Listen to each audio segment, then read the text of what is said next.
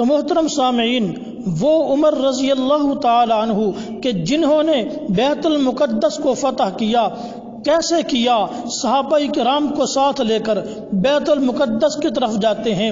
جب وہاں کے یہودیوں نے دیکھا کہ صحابہ کرام کا لشکر بیت المقدس کے قریب پہنچ رہا ہے تو وہ یہودی ایک قلعہ کے اندر بند ہو گئے، کیونکہ ان کو پتہ تھا کہ ہمارے اندر دم نہیں ہے کہ ہم حضرت عمر کے لشکر کا مقابلہ کر سکیں۔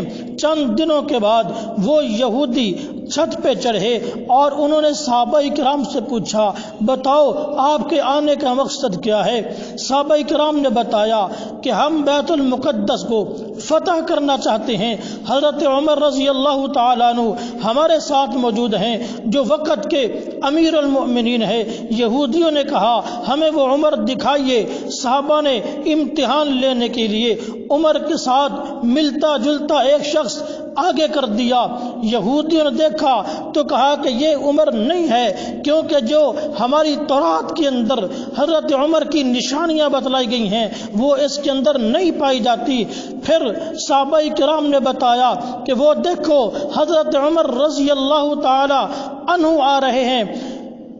تو جب یہودیوں نے غور سے دیکھا تو دیکھا کہ اونٹنی کے اوپر غلام سوار ہے اور حضرت عمر نے نکیل پکڑی ہوئی ہے۔ یہودیوں نے دیکھ کر کے پہچان لیا کہ ہماری تورات ہمیں اسی طرح بتاتی ہے کہ جب حضرت عمر آئیں گے غلام سواری پہ سوار ہوگا، خود امیر المؤمنین اس سواری کی نکیل پکڑ کے چل رہے ہوں گے اور ان کے کرتے مبارک پر پیبند لگے ہوئے ہوں گے۔